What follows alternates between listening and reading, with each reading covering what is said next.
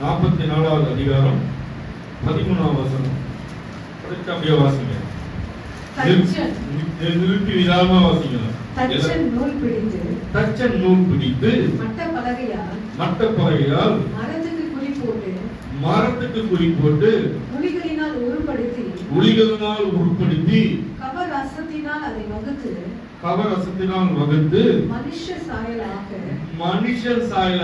மனுஷ ரூபத்தின்படி உருவமாக்குகிறான்.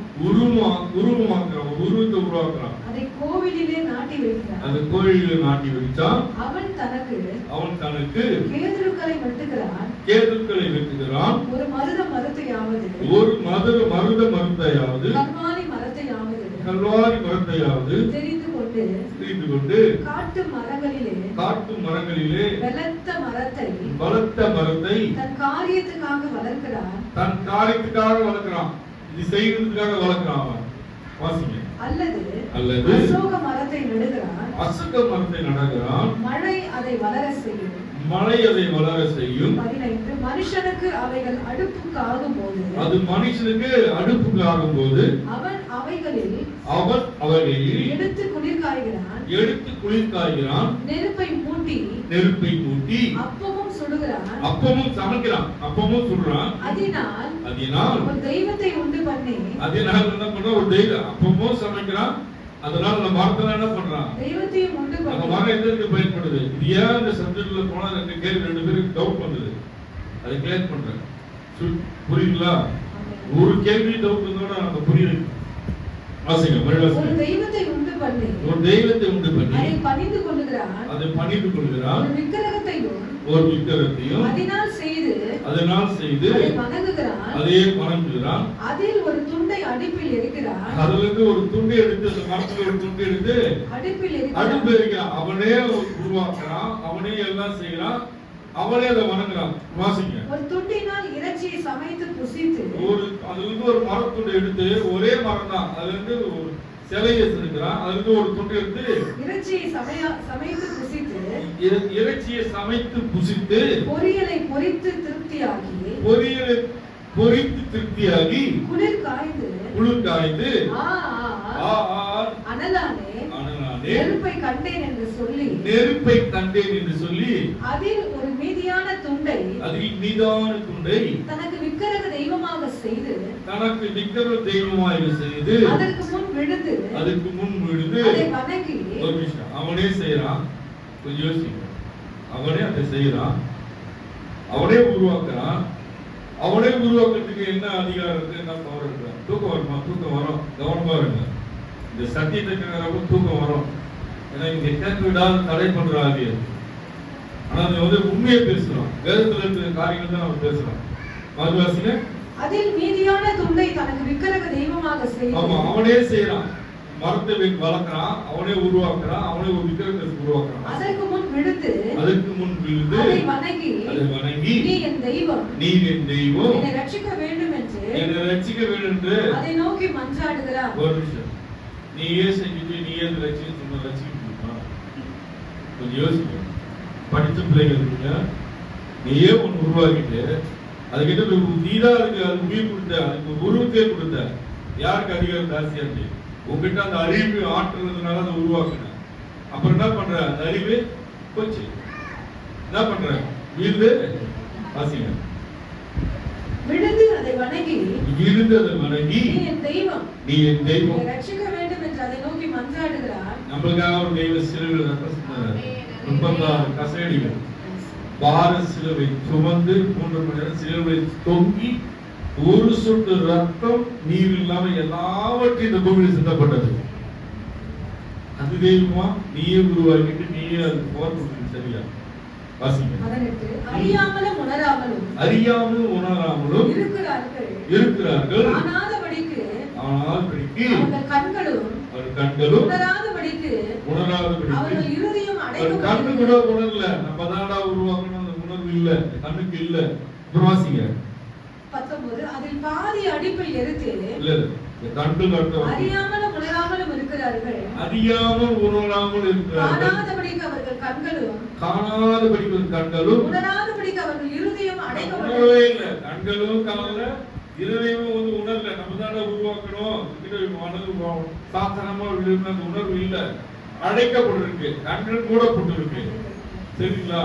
வெளியே இருக்க ஜனங்களை பற்றி சொல்றாரு. வேதத்துல இருக்கிற காரியம் தான் நான் சொல்றேன். வாசிக்கிறேன். அதில் பாதி அடுப்பில் எரித்து,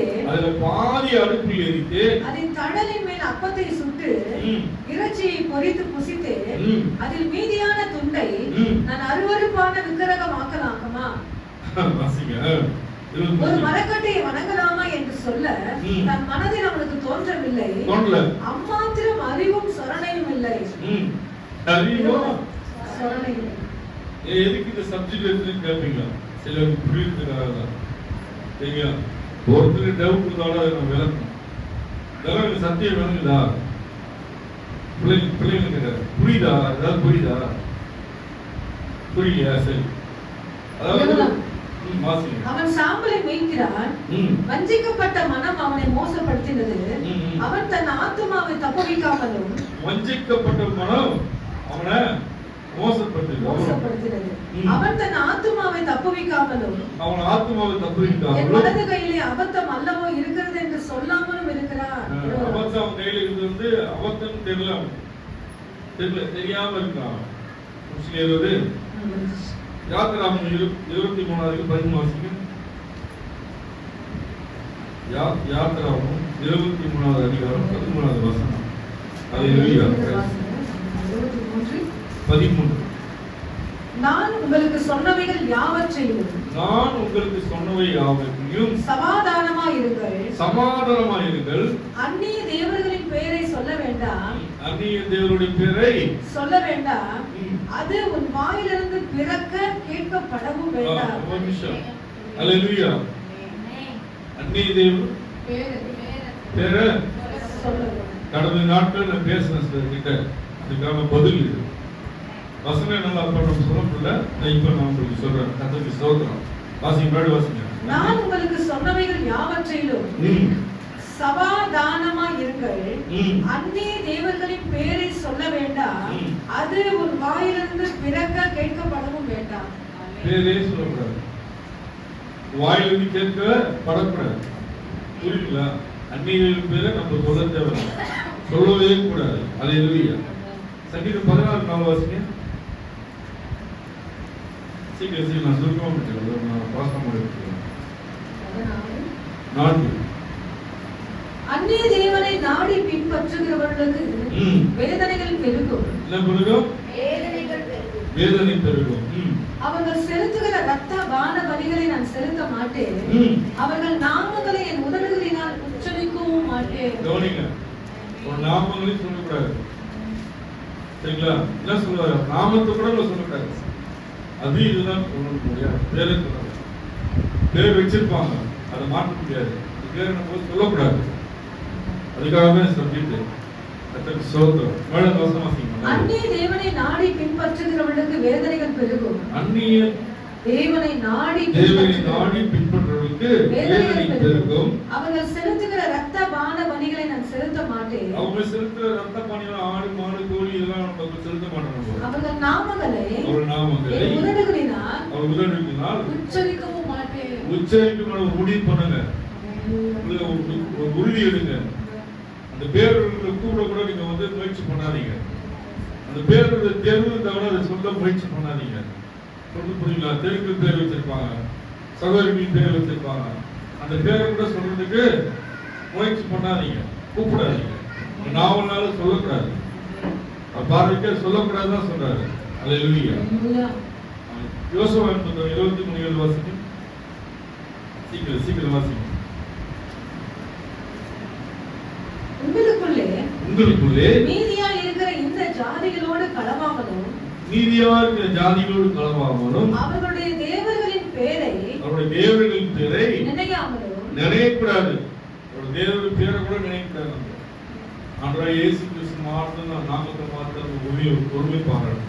அல்லேலூயா. அவளை கொண்டு ஆணையிடாமலோ அவைகளை சேவியாமலோ, மறந்து போய் கூட நீங்க அவளை கொண்டு ஆணையிடக்கூடாது. நாமத்தை கொண்டு ஆணையிடக்கூடாது, சத்தியம் பண்ணக்கூடாது. விளங்குங்களா? புரியுதா? பேசுறது புரியுதாமா? புரியலாம் கேட்கலாம், டவுட் இருந்தா கேட்கலாம். சரியா? கர்த்தருக்கு ஸ்தோத்திரம். வாசிங்க. பணிந்து கொள்ளாமலும் இருக்கும்படி பணிந்து கொள்ளாமலும் இருக்கணும். எச்சரிக்கையா இருக்கணும். இந்த விஷயத்துல எப்படி இருக்கணும்? எச்சரிக்கையா இருக்கணும். பணிந்து கூட போகக்கூடாது. எல்லைக்கே நம்ம போகக்கூடாது. காலே இருக்கக்கூடாது. ஞாபகம் போயிட்டு பிரச்சனை வர்றது ஏன் வராது? நீ அவங்க வீட்டுல போனா அவங்க வேலையை அவங்க செய்யதான் செய்வாங்க. வரங்க ஷார்ட் அண்ட் ஸ்வீட்டா சொல்றேன். அவங்க வீட்டுல போனா அவங்க அதிகாரத்தை அவங்க காமிக்கதான் செய்வாங்க. புரியுதா? எல்லைக்கு போயிட்டு வந்து போயிட்டு வந்து உங்களுக்கு தெரியும் பிரச்சனை தலைவிரிச்சு ஆடும். அப்பதான் வந்ததான் ஆடும் சொல்லுவோம். அதுக்கப்புறம் போராட்டம் ஒண்ணும் பண்ண முடியாது. சத்தியத்துல இருக்கா நம்ம சொல்றோம். அவங்க எல்லைக்கு போனா நம்ம அவங்க அவங்க அவங்க நம்ம கை அவங்க கிட்ட நம்ம அடிமையாயிடும். அவங்க என்ன வேணா செய்வாங்க. அவங்க வெளியே இருந்ததுதான் நல்லது. அவங்க வீட்டுக்குள்ள போயிட்டு என்ன பண்ண உட்காருனா நீங்க உட்காருங்க, சேர் போட்டாங்க உட்காரலாம். நீங்க அங்க நிக்கலாம், அங்க நின்றுதான் ஆகணும். அவங்க ஆளுமைக்கு நம்ம போகக்கூடாது. எப்பவுமே நம்ம கவனமா இருக்கணும். ஞானஸ்தானம் எடுத்து ஆண்டு பிள்ளையா இருக்கிறப்போ சத்துருவ மேல கவனமா இருக்கும். எப்போ உங்களை விழுத்தலான்ட்டு, எப்போ உங்கள் போராட்டத்துக்குள்ள தள்ளலான்ட்டு, எப்போ உங்க கண்ணுடைய தண்ணி வர வைக்கணும், நீங்க தேவனுக்கு மறுதளிக்கணும்ட்டு ஏதாவது ஒரு பண்ணினே இருப்போம். நம்ம அண்டர்ஸ்டாண்ட் பண்ணணும். எதனால வந்தது, எதனால அனுபவிக்கிறேன். நம்மளே வீட்டுல போட்டு விசிட்டிங் கார்டு கொடுத்துட்டு வாங்கன்னு சொல்லிட்டு வர மாதிரி, அவன் வீட்டுக்கு போறது எப்படி விசிட்டிங் கார்டு கொடுத்து எங்க வீட்டுக்கு வாங்கன்னு போற மாதிரி. நல்லா கவனமா இருங்க. இதெல்லாம் தெரியணும். ஒரு கிறிஸ்தவ பிள்ளைகளுக்கு வேதத்தை இதெல்லாம் தெரியணும். சத்தியத்தை தெரியணும். ஆண்டவருக்கு நம்ம எப்படி இருக்கணும். தெரியாமதான் போய் மாட்டிக்கிட்டா பிரச்சனை அனுபவிக்கிறாங்க. வெளியும் சொல்ல முடியல, சொல்லவும் முடியல, தெரியவும் தெரியல. சத்த விசுவாசம் புஷ்டம். அது ஓசையா 2:17 வாசிக்கு. ஓசையா புத்தகம் 2ஆம் அதிகாரம் 17வது வசனம். அல்லேலூயா, பிரைஸ் தி லார்ட். 2:17 பாகாலுடைய நாமங்களை அவள் வாயிலிருந்து அற்று போக பண்ணுவேன். அவள் வாயிலிருந்து அற்று போக பண்ணுவேன். இனி அவைகளின் பெயரை சொல்லி அவைகளை நினைக்கிற நினைப்பும் இல்லாமல் போகும். ஒரு நினைப்பு கூட நம்ம இல்லாம போகும். புரியுதா? பாகால் என்ன தெரியுதா? சொல்லுங்க. 2-3 பேர் சொல்லுங்க. பாகால் என்ன? சும்மா சொல்லுங்க. அப்பா மார்க்கா போட போறேன். பாகவன்னா அந்நியர்கள் பாகவத சொல்றாங்க. முதல் வசனம் வாசிங்க. பாகாலுடைய நாமங்களை அவள் வாயிலிருந்து அற்று போக பண்ணுவேன். உங்க வாயிலிருந்து எடுத்து போடு, அற்று போடுன்னு சொல்றாரு. இனி அவைகளின் பெயரை சொல்லி அவைகளை நினைக்கிற நினைப்பும் இல்லாமல் போகும். உங்க நினைப்பே இல்லாம போயிடும். நீங்க ஆண்டவருக்கு அவரே சொல்றப்போ நினைப்பே இல்லாத போயிடும். புரியுதா? வழிகட்டாம யாரும் தயவுசெய்து நான் இருக்கறேன் கூப்பிட்டு சொல்றேன், போயிடாதீங்க. என்னன்னா பிரச்சனை வரட்டும், தேவனுக்காக வைராக்கியமா இல்லைங்க. உள்ள வரேன் கத்தருக்கு சொல்றேன். யார் என்ன இவ்வளவு வந்தாலும் சரி, இதுவரை நான் அப்படிதான் ஃபாலோ பண்ணுவேன். ஊழியத்துக்கு வந்ததுக்கு முன்னாடி நான் அப்படிதான் இருந்தேன், போக மாட்டேன். ஏன்னா நமக்கு தெரியும். அதனால அவங்க பிரச்சனைகளை நிறைய பேர் பார்த்துருக்காங்க. அதனால எப்படி ஆயிருக்காங்க, நம்ம விடுவதற்கு நம்மளே காரணமா மாற்றக்கூடாது. புரியுதுங்களா? சிலருக்கு தெரியும், போயிட்டு வந்து சரியான பிரச்சனை அனுபவிச்சாங்க. நான் சொன்னேன் தேவையில்லைன்னு. அவங்க சூழ்நிலை நிமித்தம் மற்றவங்களை திருப்திப்படுத்தியா போனாங்க. அவங்க வீட்டுக்கு போயிட்டாங்க, அவங்க ஹாப்பியா போயிட்டாங்க. அப்படிதான் போராட்டமா இருக்கு. அது இல்லையா? அதனால ரொம்ப கவனமா செயல்படுங்க. ஆண்டவர் பிள்ளைகள் கவனமா செயல்படுங்க. இது நீங்க உங்களை குறித்து குறைத்த மதிப்பிடாதீங்க. நீங்களா வரல, தேவன் முன்குறிச்சு ஆலயத்தை கூட்டி சென்றிருக்காரு. நீங்களா தெரிஞ்சுக்கு வந்து நீங்க தயவுசெய்து சொல்றேன், ஆண்டவர் உங்களை தெரிஞ்சுக்கு வந்து இங்க கொண்டு வந்திருக்காரு. நீங்க வேற எந்த ஆலயத்துக்கு போனாலும் சரி, நீ ஆண்டவர் பிள்ளையா இருக்கனால தேவன் தாயின் கருவியை தெரிந்து கொண்ட தேவன் அவருதான் உங்களை கொண்டு வந்திருக்காரு. நீங்களா வந்து நீ எதுக்காக வரீங்கன்னா அதுவும் அவருக்கு தெரியும். எந்த பிரச்சனைக்காக வரீங்கன்னா அதுவும் அவருக்கு தெரியும். உன் நிலைமை என்னன்னு நல்லா தெரியும். ஆனா நீ கூப்பிடணும், கேட்கணும், சொல்லணும். சொல்லிட்டு மறந்து போயிடக்கூடாது. ஒரு கொஞ்சம் பிஸியா இருக்கீங்க, கொஞ்சம் ஹாப்பியா இருக்குன்னா தேவனையும் மறந்துடுவாங்க. ஆண்டவரே நன்மையா மகிழ்ச்சியா வச்சுக்க நன்றி சோத்துணும் அந்த டைம்ல சொல்ல ஆரம்பிங்க. அந்த டைம்லயே சொல்ல ஆரம்பிங்க. அப்போ தேவன் நாம மகிமைப்படும். அவர் மகிழ்ச்சியாவார். பணமா காசா இந்த சந்தோஷமா அந்த மனசை வச்சுங்களா, துக்கமா இருந்தாலும் சொல்லுங்க. இந்த துக்கத்தை கடந்து போக தேவனே நீ பலன் தாங்கப்பா. நம்ம சொல்ல பழகணும். துக்கத்திலயும் சொல்றோம், மகிழ்ச்சியில ரெண்டுத்திலயும் தேவனை நாம் நம்ம உயர்த்தணும். ரகசியம் இதுதான். எல்லா நிலையிலும் தேவனை உயர்த்தணும். சோதனையை பார்த்து சோர்ந்து போவாங்க. தேவனுக்கு சோதனம் பண்ணி பாருங்க.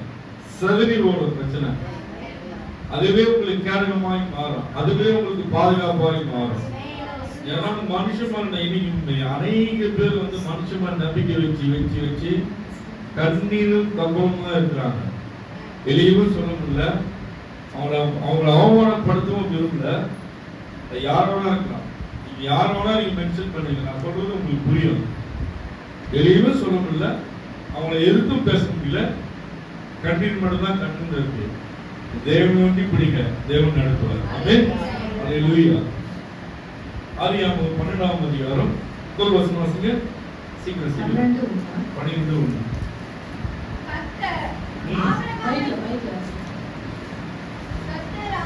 ஒரு நிமிஷம் விவசாயிகள் தான் வாயிலிருந்து எடுத்து போடணும் பேசிட்டார் ஆண்டவர். இப்ப யோசுவா உச்சரிக்க கூடாதுன்னு சொன்னாரு. உச்சரிக்காம இருக்குன்னா வாயில விவசாயம் 2 வாசிங்க. எவ்வளவு எப்படி அழகா கைட் பண்றாரு விவசாயம். 2ஆம் அதிகாரம் 14ஆம் வசனம் வாசிங்க. 23 யோசுவா 23:7 வாசிங்க. பாகால்களுடைய நாமங்களை அவள் வாயில் 23:7 இல்ல 2:12 23:7 வாசிங்க. அப்பதான் உங்களுக்கு புரியும். அல்லேலூயா. Praise the Lord.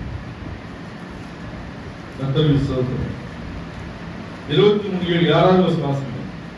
கர்த்தர் விசுவாசம். நான் உங்களுக்குள்ளே நீதியாய் இருக்கிற இந்த ஜனத்தோடு களவு கலவாமல் அவர்களுடைய தேவர்களின் பேரை களவு கலவாமல் என்னது சம்பந்தம் அவரோட கூட கலக்கக்கூடாது, கொண்டு எடுக்கக்கூடாது. சரிங்களா? வாசிங்க. அவர்களுடைய தேவர்களின் பேரை வினையாம் சொல்லாமலும் அவர்களை கொண்டு ஆணையிடாமலும் அவைகளை சேவியாமலும் பணிந்து கொள்ளாமலும் இருக்கும்படி எச்சரிக்கையாக முடிச்சிட்டாரா? நம்ம இப்ப ஆண்டு அங்கிருந்துதான் நம்ம ஆண்டு பிரிச்சு கொண்டு ஆலயத்துல உட்கார வச்சிருக்காரு. இப்ப என்ன சொல்றாருன்னு வாசிங்க. 2ஆம் அதிகாரம் 17 வாசிங்க. அங்கிருந்தா நம்ம எகிப்திலிருந்து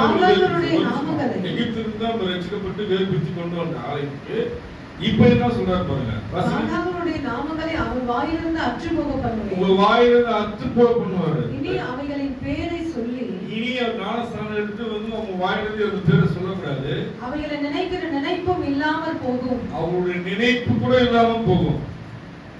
சொல்லக்கூடாதுன்னாரு நம்ம வாயில கூட தெரிஞ்சும் தெரியாம தவறா கூட அந்த வார்த்தை வரக்கூடாதுன்னு சொல்றாரு.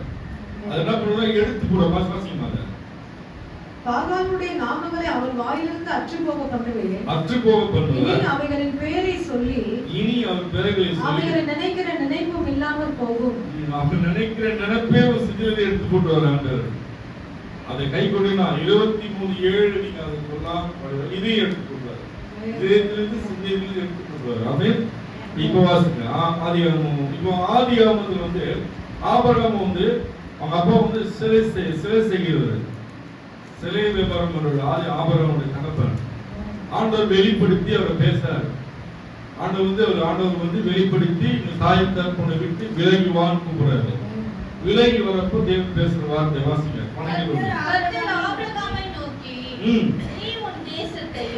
தேசத்தையும் இனத்தையும் தகப்பனுடைய வீட்டையும் விட்டு புறப்பட்டு நான் உனக்கு காண்பிக்கும் தேசத்துக்கு போ. நான் உன் பெரிய ஜாதியாக்கி உன்னை ஆசீர்வதித்து உன் பேரை பெருமைப்படுத்துவேன். நீ ஆசீர்வாதமாக இருப்பாய். எங்க ஆலயத்துக்கு நீ ஆசீர்வாதமாக இருப்பாய். நீ இன்னைக்கு இருக்க ஆசீர்வாதத்தை பணத்து உலகத்தின் காரியங்கள் ஆசீர்வாதத்தை சொல்ல, பக்தி இருக்க நீ ஆசீர்வாதமாக இருப்பாய். பணம் பொருள் வீடு வாசல் எல்லாம் இங்கேதான். உன் கூட வரப்போறது ஒண்ணே ஒண்ணு, உன்னோட பக்தியும் உண்மையும், உங்களோட உண்மையும் நீ செய்யற நன்மை காரியமும் நோடுல வரும். உன் நன்மையும் தீமையும் வசனம் சொல்லுங்க, மைக்ல சொல்லுங்க. நீ செய்யற நன்மையும் தீமையும் யார் சொல்றது? வசனம் சொல்லுது. அதனால வந்து உங்க பணம் வீடு இல்ல, நீ கடத்துல இருக்க, அதெல்லாம் நினைக்காதீங்க. இங்க வேணா நீ அற்பமா இருக்க, தேவனுடைய பார்வைக்கு அதுக்கு விலையே கிடையாது. மனுஷன் அற்பமா நினைக்கலாம், இப்பதான் தகத்துல இருக்காங்க, ஆண்டவர்கள் போறாங்கன்னு. அப்படி கிடையாது. நெருக்கி நெருக்கி நம்மள அவர் குதிக்க வைப்பார். ரகசியத்தான் தெரியும். நெருக்கி நெருக்கி எப்போதும் நாமத்தை வாயில இருக்கு நான் சொல்லுவேன்ட்டு அவருக்கு பிடிச்சமான நெருக்கி நெருக்கி இயேசுவே இயேசுவே இயேசுவே இயேசுவே இந்த சோதனை காலெல்லாம் கடந்து வந்து தான் நாங்கள் நிற்கிறோம். வைத்தம் போல சொல்லிட்டே இருக்கோம். நெருக்கம், பெரிய நெருக்கம், பெரிய துக்கம். தனிமையா ஒண்ணு கடந்த வருஷம்லாம் பார்த்தீங்கன்னா தனிமையா ஒண்ணு நான் சொல்றது வைக்கப்படல. அம்மாவுக்கு கேன்சர் இருக்கிறப்போ ஹாஸ்பிட்டல் போறப்போ வந்து அவங்க வந்து விசுவாசம் இல்லாதாங்க. ஆனா ஜபையில டெய்லி நான் பூசிட்டு தான் வருவேன். அதை பூசிக்குவான். விசுவாசம் தான் அவங்க வச்சுக்கலாம். அவங்க விசுவாசம் தான் அவங்களை காப்பாற்றுறான். ஆனா அவங்க விசுவாசம் அந்த அளவுக்கு இல்லை. நான் சொல்றேன் பிள்ளைன்னு தலையாட்டிக்குவாங்க. அவங்க கூப்பிடணும், ஆண்டவரே எனக்கு சுகம் கொடுங்க. தனிமையா ஒரே ஆள் தான் ஓடி இருந்தேன். கிட்டத்தட்ட ஒரு 6 மாசம். என் கூட கொண்டு 6 பேர் 5 பேர் திருப்பி கூட பார்க்கல, திருப்பி கூட பார்க்கல. வேலைக்கு போகணும், லீவ் நிறைய போட்டாங்க. என்னால முடிஞ்சவரை நான் போயிட்டு இருக்கேன், பார்த்துட்டு இருக்கேன். எப்படி சொல்றேன், இன்னைக்கு வந்து வேற மாதிரி பேசுறாங்க. சரியா? சொத்தா எடுத்துக்கிட்டேன், எப்ப கையெழுத்து போனா வந்து போறேன், இடம் வேணா எடுத்துக்கோ. அன்னைக்கு பேசணும், நீ வேணா எடுத்துக்கேன்னாங்க. நான் தான் சொன்னேன், யாராவது உதவி செய்யுப்பா, என்னோட ஷேர் கொடுத்துறேன். அப்போ வரல, யாரும் வரல. நான் வேணா தரேன், நீ எடுத்துக்கேன். இன்னைக்கு அப்படி இல்லை, என் இடம் வேணும்னு வராங்க. நான் என்ன சொன்னேன், நான் தரேன், நீங்க எடுத்துக்கோங்க. எனக்கு டாக்குமெண்ட் சைன் பண்ண சொல்லி நான் சைன் பண்ணுறேன். இது பணம் சொத்து அதுக்கு நம்மளுக்கு முக்கியமே இல்லை. ஆண்டவர்களுக்கு இருந்தால் போதும். நடைமுறை நம்ம வாழ்ந்து காட்டணும். புரியுங்களா சொல்றது? இன்னொரு காசுக்கு இன்னொரு பணத்துக்கு ஆசைப்படக்கூடாது, இன்னொரு பொருளுக்கு ஆசைப்படக்கூடாது, இன்னொரு பணத்துக்கு சொத்துக்கு ஆசைப்படக்கூடாது. நீ தியாகமா விட்டு பாரு, தியாகமா விட்டு சதவீதம் எடுத்துங்க. எனக்கு ரீசன் பரவாயில்ல சைன் பண்ண எல்லாவற்றையும் பார்த்ததுனால தான் அந்த எல்லாருக்குமே தெரியும். நாங்கள் சொல்லக்கூடாது. தேவன் கொடுத்த பொறுப்பை கடைசி வரைக்கும் காப்பாற்றணும். தாய் தகப்பனை கணம் பண்ணுறவங்க தான் தாய் தகப்ப எவன் ஒருவன் தாய் தகப்பு கணம் பண்ணுறானோ ஆயுஷ் நாட்கள் எங்க இருக்குது சொல்லுங்க. தாய் தகப்பனை தான் ஆயுஷ் நாட்களே இருக்குது. வாழ்கிற ஆயுஷ் நாட்கள் ஒரு ஜீவன் வந்து என்னைக்கு முடியும் அவங்க சபிஷான முடிச்சு. அவங்க கிட்ட நம்ம ஆசீர்வாதத்தை வாங்குறதுக்கு தான் நம்ம வந்து முயற்சி பண்ணணும். இல்லைங்களா? சொன்னல அம்மா அப்பானா யாரும் தெரியல. அவங்க சாதாரணமா நம்ம வளர்ந்துட்டோமா, செடியா மரமா தண்ணி கொடுத்து வளர்ந்து எறும்பு கடிக்காம ஈப்போ மேல விட்டாம இரவு பகல் பாதுகாத்து வளர்த்து ஆளாக்கி அவங்க வந்து பேசுறாங்கன்னா அது ஒரு நன்மைக்கு தான். எதுக்கு நான் இவ்வளவு போனேன் எனக்கே தெரியல. அதனால வந்து கத்தர் என்ன விரும்புறாங்க, தாய் தகப்ப ஃபீல் பண்ணுங்க. வாழ்க்கை ஒரே ஒரு வாழ்க்கை தான். 2வது பிறகு சொல்ல முடியுமா? அதெல்லாம் கிடையாது. இருக்கிறது நீ வந்து எல்லாம் முன்னாடியே சொன்ன நன்மையும் தீமையும் உன்னோடு கூட வரன்றாரு. எங்க வரும்? மனுஷ பரலோகத்துக்கு போறப்போ இளைப்பாற போறப்போ நீ செய்யற நன்மை உன் கூட வரும். நீங்க வறுமையா இருக்கிற, விசாரிக்க ஒண்ணுமே இல்லை, சாப்பாடு இல்லை, கடன் பார்த்துல இருக்கிற, துக்கத்துல இருக்கிற, தனிமையா இருக்க நினைக்காதீங்க. உங்களுக்கு மேன்மையான ஒரு இடத்த வச்சுட்டாரு ஆண்டவர். வெறுக்கணும், அன்பு கொடுக்க நினைக்கணும். இத்தனை பேர் நினைக்கிறாங்கன்னு தெரியல. என் வாயை மூடி அடைஞ்சு நிற்கிறாரு. இதுதான் ஒரு எப்படி இருந்தாலும் ரிட்டையர்டாகி வந்து ஒரு 90 லட்சம் வந்திருக்கு அவருக்கு. என் கஷ்டம் யார்கிட்ட சொல்றதுன்றாரு. அப்படியா நான் எதுக்கு அப்படின்ட்டேன். சொல்ற வார்த்தை பாருங்க, என் கஷ்டம் எப்படி இருந்தா செலவு பண்ண நான் கிட்ட ஒரு 3 லட்சம் செலவு பண்ணேன். நீங்க பண்ணுங்கன்னா என் கஷ்டத்தை யார்கிட்ட சொல்றதுன்றாரு. எனக்கு தெரியும், அவர் ரிட்டையர்ட் ஆகிட்டாரு தெரியும். 90 லட்சத்தை வீட்டு வச்சு கஷ்டப்படுறான். சின்ன சரி ஓகே நீங்க என்ன பண்ணுங்க பண்ணுங்க. அது மாதிரி ஏன்னா வந்து அவனுக்கு தெரியல, அவன் வந்து பணம்ன்ற மாயில இருக்கு சிக்கிருக்காங்க. சொத்துன்ற முகத்துல வந்து அடிமையா இருக்காங்க. பணமும் சொத்து தலையில எடுத்து தூக்குறாரு. ஆண்டோட வார்த்தையும் விசுவாசம் நம்பிக்கை தான் உங்கள்கிட்ட வரும். அவர் மேல எவ்வளவு நம்பிக்கை வைக்கணும், அந்த விசுவாசம் நடத்தும். அந்த விசுவாசம் அந்த பக்தியில கூட வரும். புரிஞ்சுக்க, அதாவது சொல்றது உங்க விளக்குதான் தெரியல. எனக்கு சிறு குழந்தைங்க இருக்காங்க, அவங்க வாழ்க்கையில மேம்பட பண்ணணும். அதுக்காக தான் வந்து விளக்கி விளக்கி திருப்பி திருப்பி சொல்லுங்க. கர்த்தருக்கு ஸ்தோத்திரம். அல்லேலூயா. ஆதியாகமம் 22:12 வாசிங்க. நீ என் சொல்லுக்கு கீழ்ப்படிந்தபடினால் உன் சந்ததிக்குள் பூமியில் உள்ள சகல ஜாதிகளும் முதல்ல வந்து விட சொன்னாரு. உன் ஆவிலிருந்து சிந்தையிலிருந்து எடுத்து போடுனாரு. அப்புறமே நீ சொல்லுக்கு கீழ்ப்படிஞ்சா என்ன சொன்னாரு பாருங்க. உன் சந்ததிக்குள் பூமியில் உள்ள சகல ஜாதிகளும். நிறுத்தி வாசி. நீங்க அவர் சொல்லுக்கு கீழ்ப்படிகிறப்போ உன் சந்ததிக்குள் பூமியில் உள்ள சகல ஜாதிகளும் ஆசீர்வதிக்கப்படும் என்று உன் சந்ததி யார்? உன் பிள்ளைகளை போட்டுங்க. ஆண்டவர் உங்களுக்கு எத்தனை பிள்ளைகள் இருக்கிறா அவங்க பேரை போட்டுங்க. அவங்களுக்கு வாசிங்க. சகல ஜாதிகளும் ஆசீர்வதிக்கப்படும் என்று என் பேரில் ஆணையிட்டேன் என்று கர்த்தர் சொல்கிறார் என்றார். என்ன சொல்றாரு பாருங்க. என்ன சொல்றாரு? என் பேரில் ஆணையிட்டாராம். நம்ம சாதாரண மனுஷன், நம்ம விசுவாசத்தை வளர்த்துக்காக அவரு சத்தியம் பண்றாருங்க. எப்படி ஒரு தகவல் பாத்தீங்களா? நீ வளர்றதுக்கு, நீ பக்தி வித்யாவுக்கு ஊக்கப்படுறதுக்கு அவரு ஆணையிறாரு. நீ என் சொல்லுக்கு கீழ்ப்படிந்தபடினால், நீ இதெல்லாம் கை கொண்டு இதுபடி நடக்கிறப்போ, வார்த்தைக்கு கீழ்ப்படுகிறப்போ உன் சந்ததிக்குள் பூமியில் உள்ள சகல ஜாதிகளும் ஆசீர்வதிக்கப்படும் என்று சந்ததி உன் பிள்ளைகள் எல்லாம் ஆசீர்வதிக்கப்படும். அப்புறம் என் பேரில் ஆணையிட்டேன் என்று கர்த்தர் சொல்கிறார். அவர் பேரிலே ஆணையிட்டு சொல்றாரு. இதுவே யாரும் சொல்ல முடியுமா? எந்த தெய்வமும் சொல்ல முடியுமா? சத்தியம் பண்ணி சொல்றான். உன் பிள்ளைகளை நான் வாழ வைப்பேன்னு சொல்றாரு. உன் சந்ததியை நான் வாழ வைப்பேன்றாரு. சந்ததியை வாழ வைப்பேன்னு சத்தியம் பண்றாரு. ஆணையிட்டு சொல்றாரு. அல்லேலூயா. விளங்குங்க, சத்தியம் விளங்குங்க. பேசுற வசனம் புரியுங்களா? குழந்தைங்க சொல்லுமா, பிள்ளைங்க விளங்குங்க, புரியல சொல்றேன். என்னையே கேட்கறதில்ல, ஏதாவது ஒன்று புரியுதான்னு கேட்டேன். ஆதியாகமம் 12ஆம் அதிகாரம் 3ஆம் வசனம் வாசிங்க. உன்னை ஆசீர்வதிக்கிறவர்களை ஆசீர்வதிப்பேன். அதோட நிப்பாட்ட கவனிங்க. அவர் ஆணையிட்டு சொல்லிட்டாரு, சந்ததியும் பிள்ளைகளையும் எல்லாத்தையும் ஆசீர்வதித்து சொல்லிட்டாரு. இப்ப என்ன சொல்றாரு பாருங்க. எப்படி ஆசீர்வதிக்கிறவர்களை, உன்னை ஆசீர்வதிக்கிறவர்களை ஆசீர்வதிப்பேன். உன்னை யாருக்கெல்லாம் உங்களுக்கு உதவி செய்யறாங்களோ, உங்களுக்கு உதவி செய்து உங்களுக்கு சொல்றது உதவி ஆசீர்வதிக்கிறாங்களோ, பணத்தாலேயோ பொருளாலேயோ மற்ற ஏதோ ஒரு காரியங்களை ஆசீர்வதிக்கிறாங்களோ ஆசீர்வதிப்பேன். அவங்களே ஆசீர்வதிப்பாரு. உன்னை சபிக்கிறவனை சபிப்பேன். பேச முடியுமா? யாராவது சொல்ல முடியுமா? எவ்வளவு அழகா பேசுறாரு. உன்னை ஆசீர்வதிக்கணும் ஆசீர்வதிப்பேன். ஒரு ஆண்டவர் பிள்ளையை ஆசீர்வதிக்கணும் ஆசீர்வதிப்பேன். ஆண்டவர் பிள்ளைக்கு உதவி செய்யணும் அவனுக்கு நான் ஆசீர்வதிப்பேன். புரியுதா? உன்னை சபிச்சு உன்னை அற்பமா நினைச்ச உனக்கு ஒரு பொருத்தாக நினைக்கல. அவன் எப்படி நினைக்கிறாரு? சபிப்பேன்றாரு. ஒவ்வொரு ஆண்டவர் பிள்ளைகளுக்கும் கொடுக்க வேண்டிய கணத்தை கொடுக்கணும். நீ சாதாரண ஆள் கிடையாது. இந்த வேதத்தை சுமந்தவரை நீங்க சாதாரண ஆள் கிடையாது. உன்னை ஆசீர்வதிக்க ஆசீர்வதிப்ப, சபிக்கணும் சபிப்பேன்றாரு. உனக்காக அவர் பேசுறாரு, நம்மளுக்காக பருத்தி பேச ஒரு தகப்பன். பூமியில் உள்ள வம்சங்கள் எல்லாம் உனக்குள் ஆசீர்வதிக்கப்படும் என்றார். உனக்குள் ஆசீர்வதிக்கப்படும்.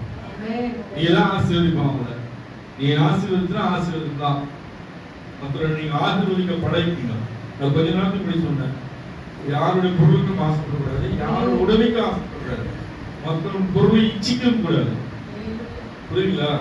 இச்சைனா மனசு மைண்ட்ல கூட சிந்திக்க கூடாது. மற்றவங்க பொருளை உரிமையாக்கணும்னு நினைக்கவே கூடாது. புரியுதுங்களா? அதாவது அதான் சொல்றாரு. இந்த வார்த்தை மென்ஷன் பண்றாரு. வாசிங்க. உன்னை ஆசீர்வதிக்கிறவனை ஆசீர்வதிப்பேன், உன்னை சபிக்கிறவனை சபிப்பேன். பூமியில் உள்ள வம்சங்கள் எல்லாம் உனக்குள் ஆசீர்வதிக்கப்படும் என்ற. உனக்குள்ளதான் ஆசீர்வதிக்கணும். அவங்களுக்குள்ள போய் ஆசீர்வதிக்கணும். உனக்குள் நீ ஜபிச்சினா அவங்க ஆசீர்வாதமா இருப்பாங்க. நீங்க சபிச்சு நீ நினைச்சாலும் அவர் சபிச்சுட்டாரு. இதான் நீங்க சொல்றீங்க. உண்மைதான் நான் சொல்றேன். நீங்க உன்னை வருத்தப்படுற மாதிரி துக்கப்படுத்துற மாதிரி நடந்துனா நீங்க எதுவுமே பேசல. ஆண்டவரே கடவுளை ஒப்பு கொடுக்குறமான்னு விட்டு போயிட்டே இருக்கு. என்ன வந்து துக்கப்படுத்தல, என்ன அவமானப்படுத்தல. ஆண்டவரே நீ நிறைய பேர் ஒப்பு கொடுத்து போயிட்டே இருங்க. அவரு சபிக்கிறதா இருக்காரு. யாரும் நம்ம சபிக்கிற மாதிரி எதுவும் யோசிக்கிறாங்க. அதுக்காக அவங்க சபிக்கணும். சின்ன சின்ன விஷயம்லாம் வந்து அவங்க ஆசீர்வாதம் சொல்றாங்க. ஆசீர்வதிக்கிறதும் சபிக்கிறதும் அவருடைய கருணை. அவர் கருணை. யாரும் அவசரப்பட்டு நீங்க சபிச்சாதீங்க. யாரையும் வந்து அவசரப்பட்டு நீங்க சொல்றாதீங்க. நீங்க சொன்னா நடக்கும். நான் சொன்னா எப்படி நடக்கும்னு சொல்ல நினைக்கிறீங்களா? நீங்க வேணா உங்களை செக் பண்ணி பாருங்க. நீ கரெக்டா ஒரு பார்வைக்கு பக்திலையும் விசுவாசத்திலையும் நம்பிக்கையிலையும் அவரை எந்த அளவுக்கு கனப்படுத்தி உண்மையா இருக்கிறியோ அவர் உன்னை கனப்படுத்துவாரு. நீ அசட்டப்பட அசட்டே தான் இப்போ லைஃப் மாறவே மாறாது. நானும் என் லைஃப் மாறுச்சு. நான் ஆண்டவர் ஏற்றுக்கிற சாதாரண லேபர் சாதாரண தினக்கூலிக்காரன். நான் புரியுங்களா? நான் வெக்கப்படல. காலையில் நைட் 10 மணி வேலை செய்வோம். இன்னைக்கு அப்படி வச்சிடல. அதே ஃபீல்டு, அதே இடம், ஷூ போட்டு இன் பண்ணி டேக் போட்டு பண்ணிக்கிற எங்கேயோ 15-20 பேர் வேலை செய்யறாங்க. அதே இடத்துல தேவன் உயர்த்தினாரா இல்லையா? இதுல என்ன இருக்கு? தேவன் உயர்த்தினாரு. ஆலயத்துக்கு பொறுப்ப சாதாரண அடிமையா போனேன். ஊழியருக்கு கீழ்படிங்க.